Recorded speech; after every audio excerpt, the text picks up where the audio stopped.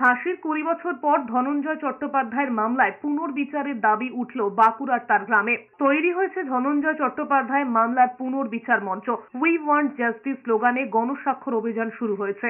গণস্বাক্ষর সংগ্রহ করে মামলা আবার পুনর্বিচারের দাবি জানানো হবে রাষ্ট্রপতির কাছে। ১৯৯০-এর ৫ই মার্চ হেতাল পারেখের হত্যাকাণ্ড নাড়িয়ে দিয়েছিল রাজ্যকে। কলকাতায় নিজের আবাসনে অত্যাচার করে খুন করা হয়েছিল বলে অভিযোগ ওঠে। ওই আবাসনে নিরাপত্তার দায়িত্বে থাকা ধনঞ্জয় চট্টোপাধ্যায়কে ঘটনায় অভিযুক্ত হিসেবে গ্রেফতার করে পুলিশ। দীর্ঘ ১৪ বছর জেলের পর আদালতের নির্দেশে ২০০৪ সালের ১৫ই অগস্ট তাকে ফাঁসি দেওয়া হয়। বাম আমলে ধনঞ্জয় চট্টোপাধ্যায়ের ফাঁসি নিয়ে বিতর্ক শুরু হয়। ঘটনার পরই ধনঞ্জয় চট্টোপাধ্যায়ের গ্রাম কুরুডিহি সহ ছাতনার মানুষ দাবি করেছিলেন ধনঞ্জয় দোষী নয়, তাকে ফাঁসানো হয়েছে। আরজিকর হত্যাকাণ্ডের আবহে এবার ধনঞ্জয়ের গ্রামে এই মামলার পুনর্বিচারের দাবি উঠেছে।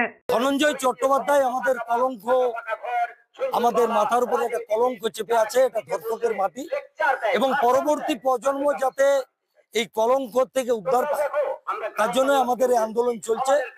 ভারতবর্ষের সর্বোচ্চ আদালত সুপ্রিম কোর্ট তার ফাঁসি দিয়েছে, কিন্তু আমরা সংবিধান মানি, তাই রাষ্ট্রপতির কাছে আমরা প্রার্থনা করছি যে যাতে এই কেসটি রিওপেন করা হয়